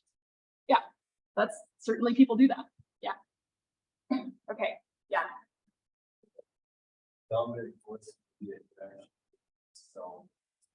Okay, so how does it interact with the solvent? Okay. It interacting fully with the solvent? Part of it interacting with the solvent? I like that definition.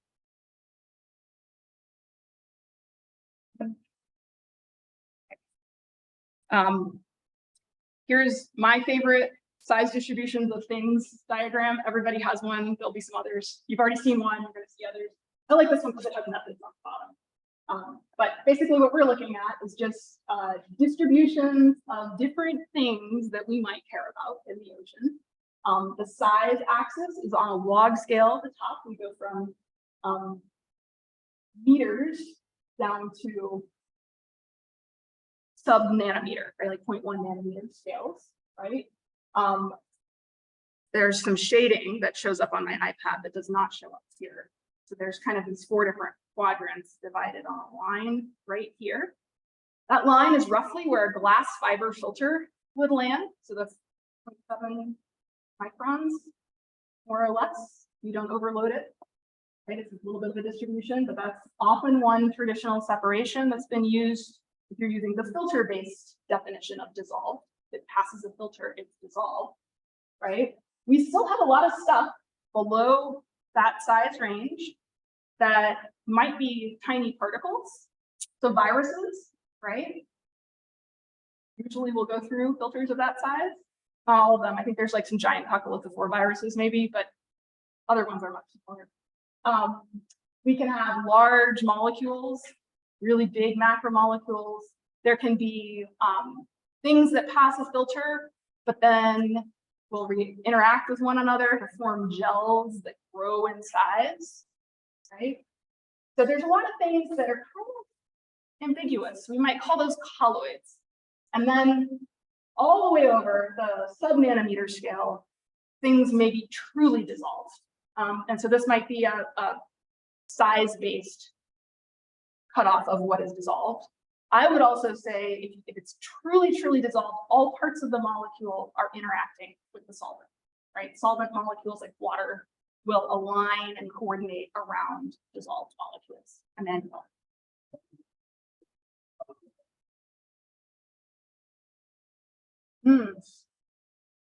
are dissolved.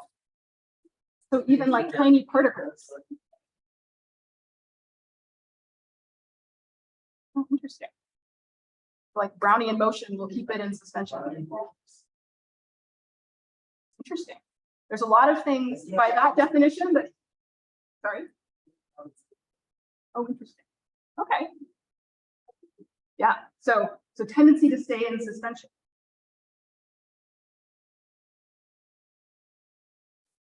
Yeah.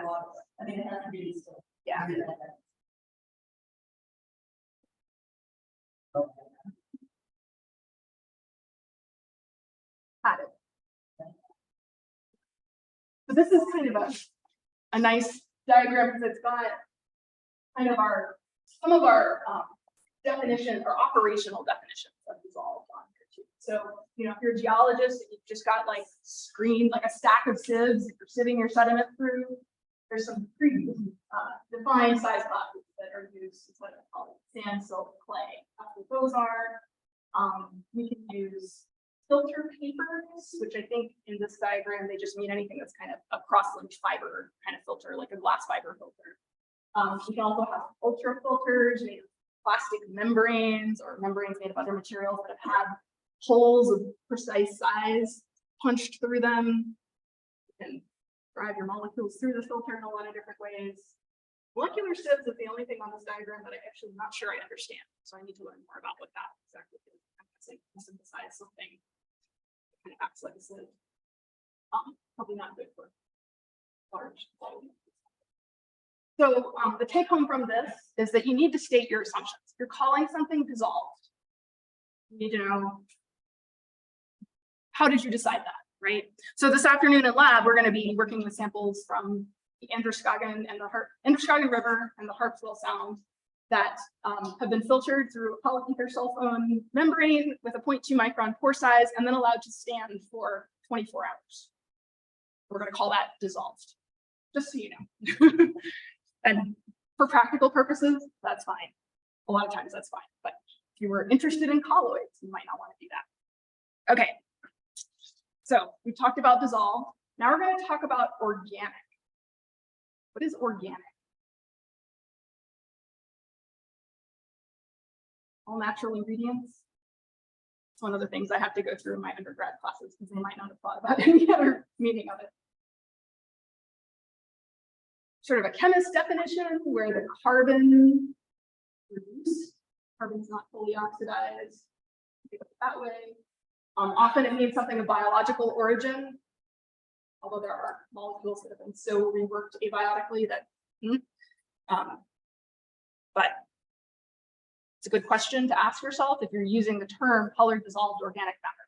We kind of use it as a bucket, and most of the time it's okay. There's a couple of instances, a nice example I'll give to you here, when maybe inorganic absorption is also important. How many of you guys have used data from a SUNA or a nitrate sensor on a profiling float? A bunch of you, yeah. So that actually is an absorption-based sensor. It works way down in the UV, like at wavelengths that we don't see in the ocean naturally, down below 300 nanometers. But basically the principle is that nitrate, NO3, a nitrate ion, absorbs in the deep UV. This is difficult to read. We'll highlight. Here is nitrate in blue, right? So it absorbs in the deep UV. And that absorption peak is well characterized. We know the molar absorptivity of it. But there's a whole bunch of other things that also absorb down there. So there's sea salt interferences, there's bromide, Br, in the water. There's also in low oxygen waters, you can also find significant concentrations of nitrite, NO2, and bisulfide, HF minus, minimal in oxic seawater. And then there's also CDOM on top of that as well. So the way that the sensor works is you measure the total absorbance of the stuff in the water. And then you use these known spectra, and you actually fit a curve with the CDOM, but the known absorption spectra of all these constituents to back out with the linear regression model what the contribution by nitrate is. So that's the principle that works on. But it's just an example of other things besides CDOM that absorb in the ocean. One cool, just sort of sidetrack thing, sometimes if you think about what those substances are doing, bromide, it turns out, has a pressure difference. And for a while, they saw that there was a deep water offset in SUNA nitrate profiles. Pretty small, but consistently there. And there was a pressure difference for this, right? So the red line here is the uncorrected nitrate spectrum. The black dots are bottle samples, so collected on a CTD and measured using standard methods on shore. And then the blue line is adding a pressure correction. And what they found, testing this carefully in the lab, was that there is a pressure dependence of bromide. So the figure on the left-hand side here is the slope of absorbance versus pressure going, in this case, calculated from 34 to 2068 decibars, which is roughly the surface down to about 200 or 2000 meters. And there was a little bit of an offset because they probably had organic contaminants coming in from their pressure pump, but we saw when we were compressing, they didn't see when they were deep. But they used this slope to calculate a correction to apply to the nitrate sensor. So this is just an interesting aside to me. Why is bromide absorption pressure dependent? I believe, and they don't really talk about it in their papers, but I believe that it's because bromide is a big fluffy ion where the electrons are held far away from the nucleus and they're mostly equally distributed around. And so if you squish the bromide water molecules closer to it at high pressure, it's actually changing the absorption spectrum there, which I think that's cool because I'm a chemistry nerd, but also what other molecules might be polarizable like bromide? Should we be thinking about the pressure dependence of absorption of other things? I have no idea. I'm just throwing that out there because it's the optics. Yes.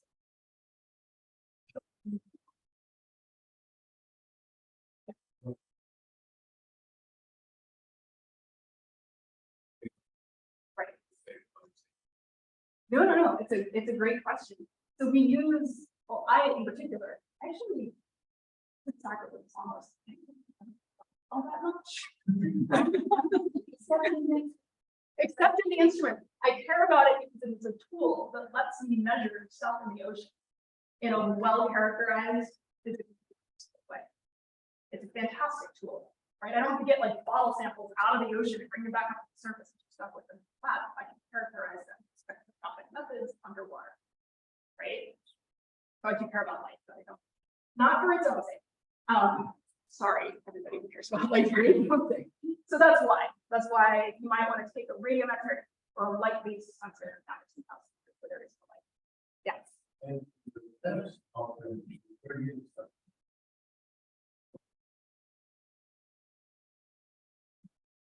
Yeah, there's a lot of rare, interesting things that are down there. You do, like, it's just, I think it's a really understudied region of the ocean and the pelagic and so vulnerable to things that are happening that we ought to do it down.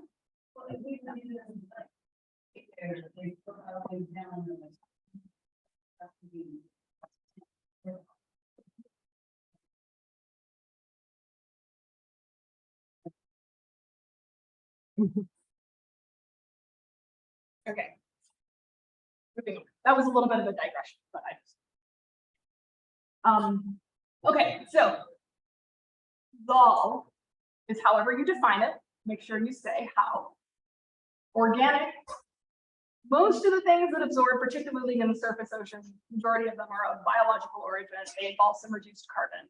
They are probably organic. But be aware of the potential inorganic absorbers in your spectral region. It's probably pretty unlikely that you're going to be measuring absorption down at the lower 200 nanometer range unless you're trying to get it. The absorbers like nitrate, but you are, be aware of those things.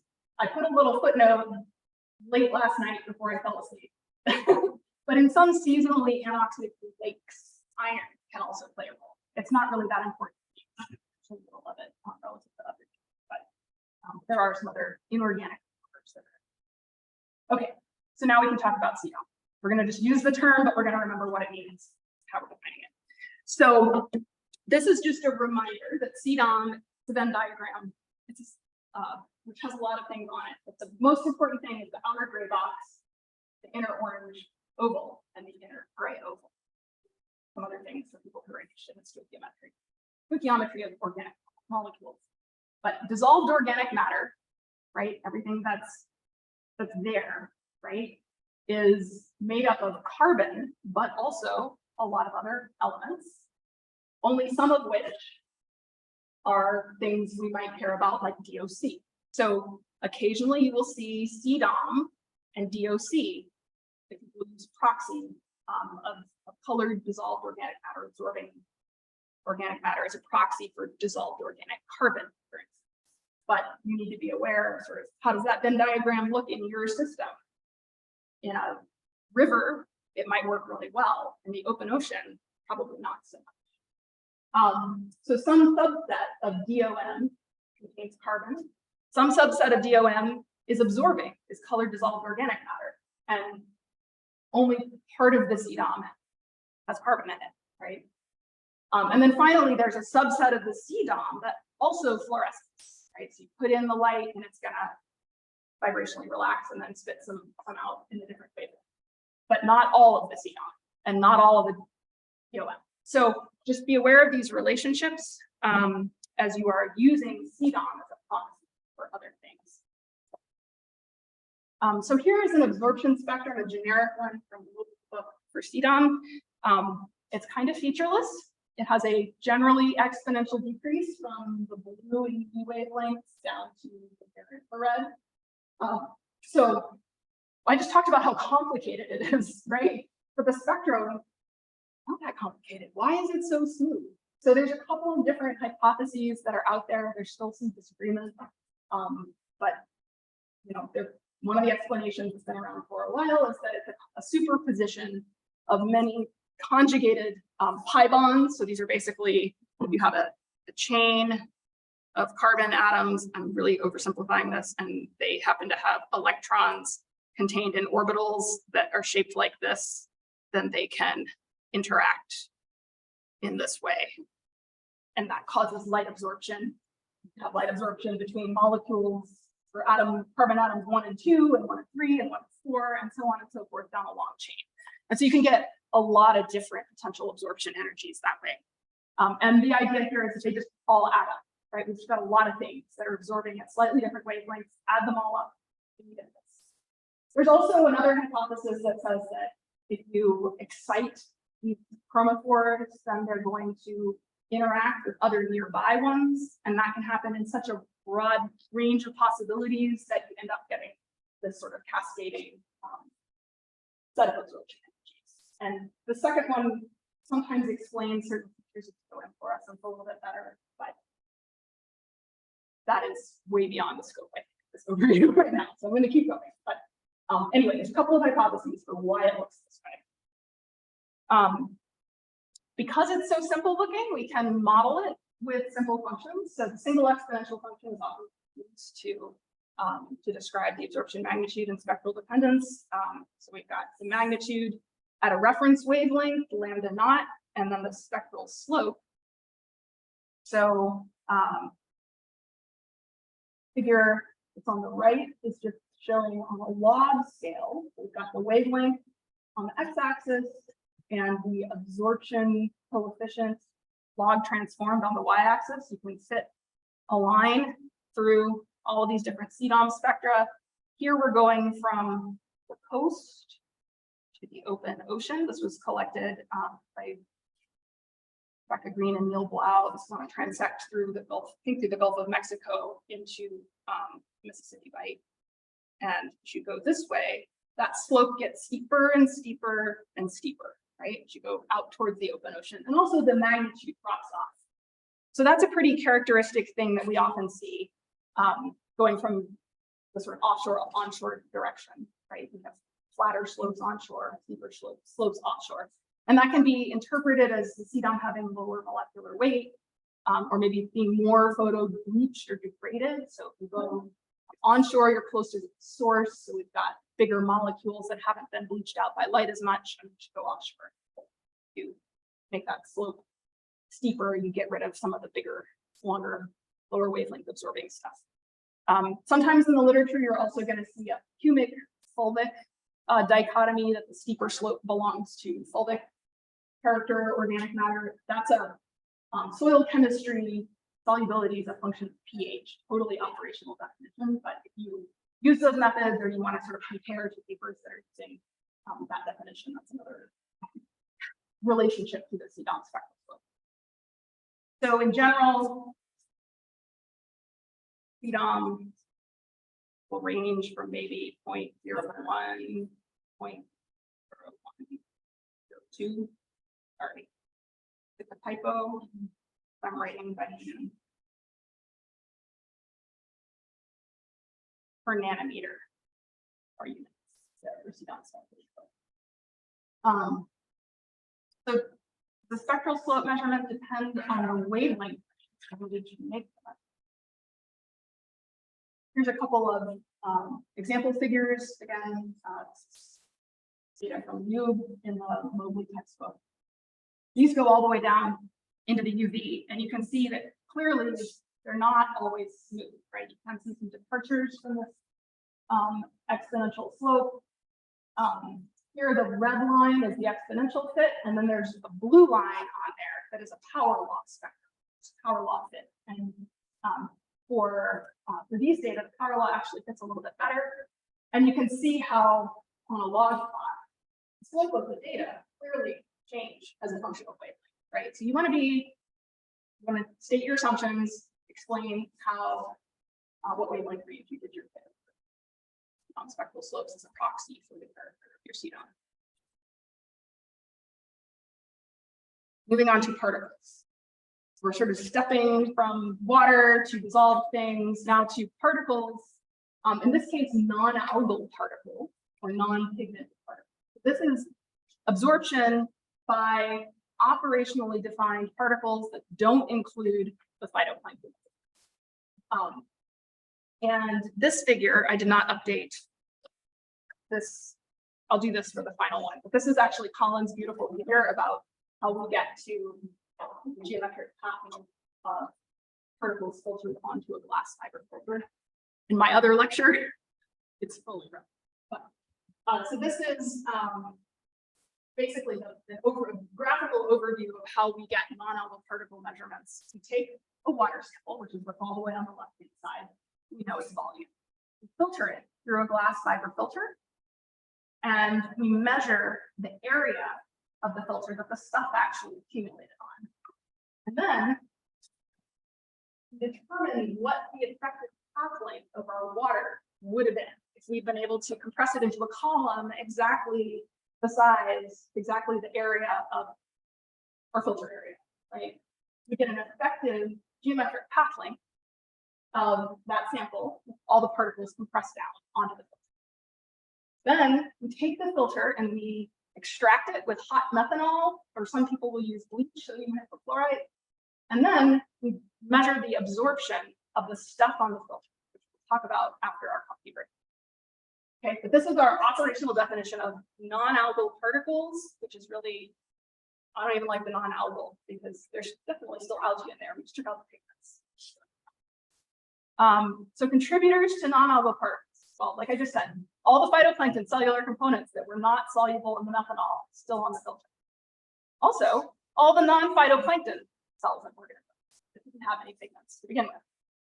Also, all the non-living particles of biological origin, so all the dead stuff, and all the mineral particles that might have been there. So non-algal particles, kind of a bucket term for a lot of things.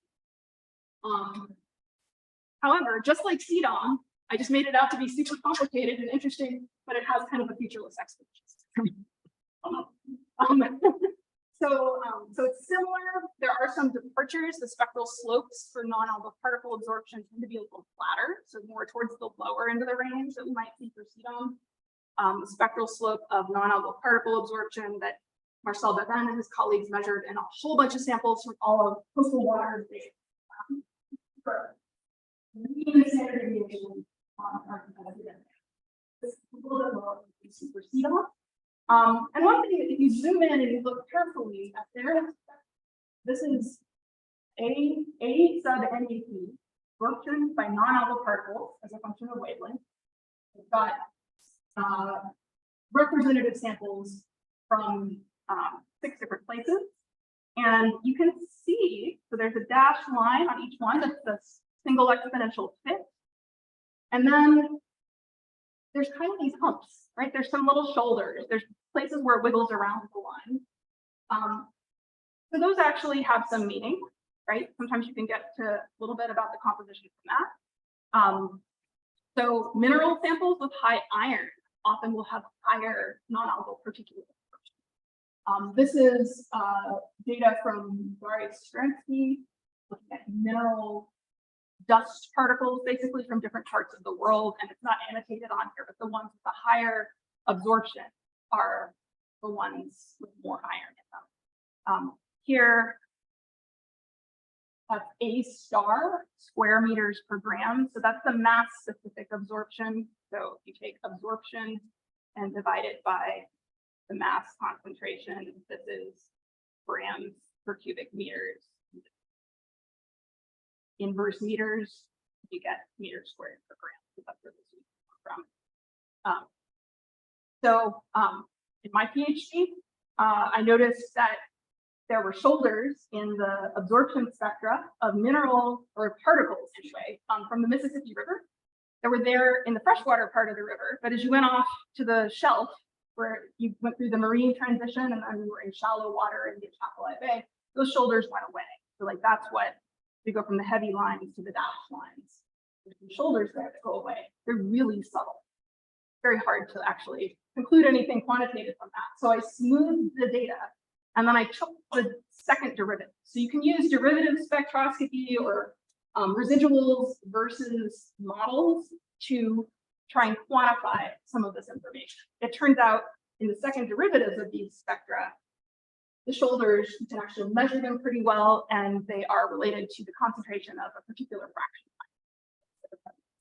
So you can see the loss of iron oxides as you go from the freshwater to the marine, remember, relate back to other products. So there's a lot of things that people will use derivative spectroscopy to get at, but it's just an example of have little irregularities in your almost featureless absorption spectra. Sometimes there's information in there that you can get out. Okay, last bit, phytoplankton pigments. We've already defined what non-edible particle absorption, how that's operationally determined. AP, so particular absorption, would just be absorption of what's on that filter before you extract it from methanol. And so that gives you AC here, which is how that's the symbol for phytoplankton pigment absorption. So this is the sum of all the solvent extractable pigments in the cell.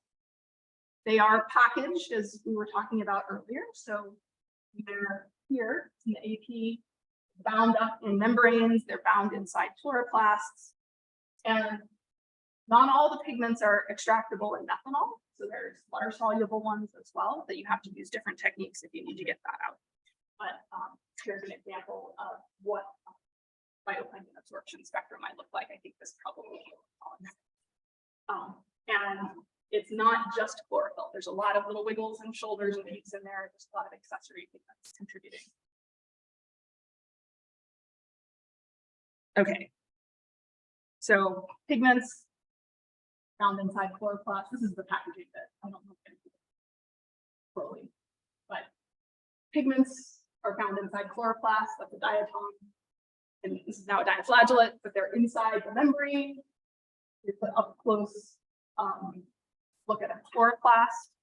And then the thylakoid membranes inside those chloroplasts, containing photosystems, and inside the photosystems are the pigments, right? So there's a lot of stuff going on there. Make a phytoplankton absorption spectrum, you're including all of that, right? What kind of phytoplankton is it? How big is it?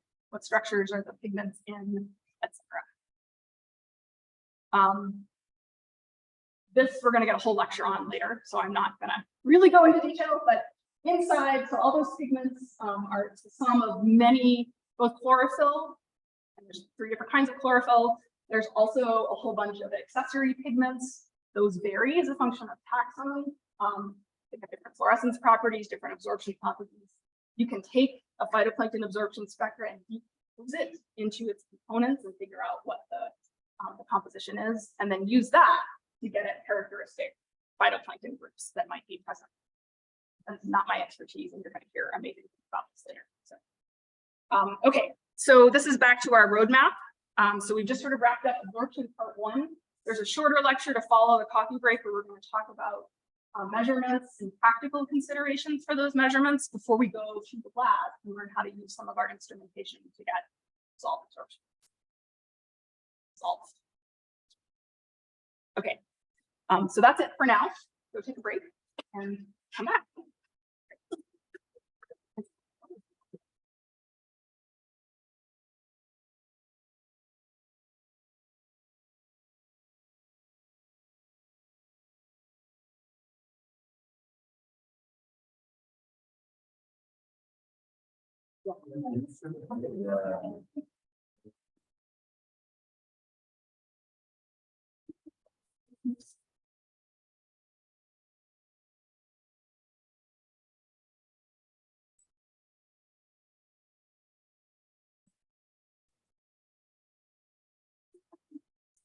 It might make more sense. Yeah, no. Yeah. But how do you get at these? The water passing.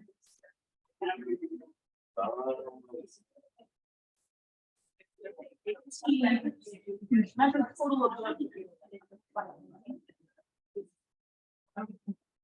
Every. When I look that up in particles and non-particles. And find.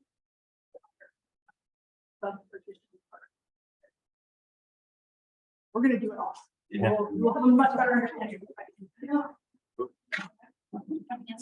I have a question regarding this theory.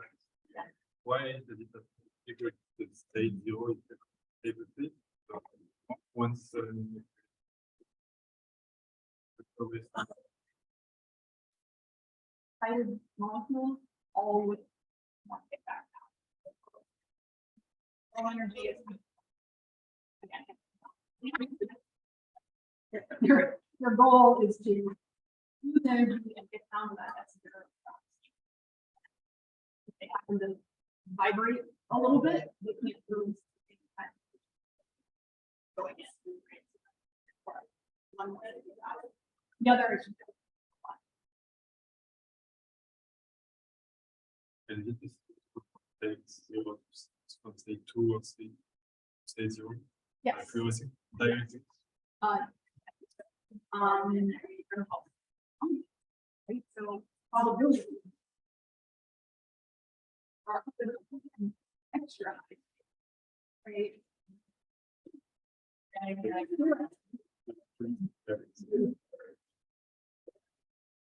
So to get to that highest energy state, you want more energy to get there. Yeah.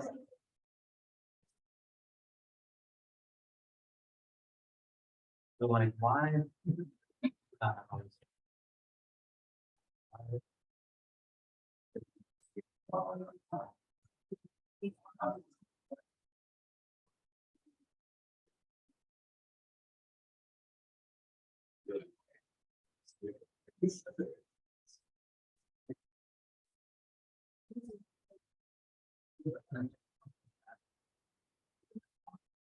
Yeah, so we've got.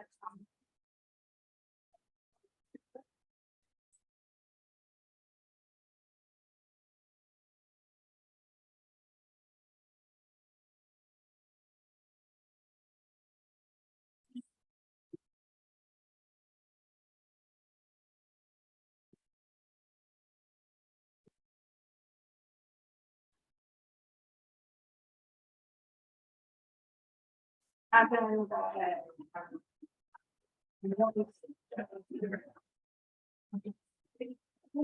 like more invisible things. Yeah. All right, you're gonna start to reach these waves faster. There's more light coming. Okay. So you steepen it just to make sure the energy, like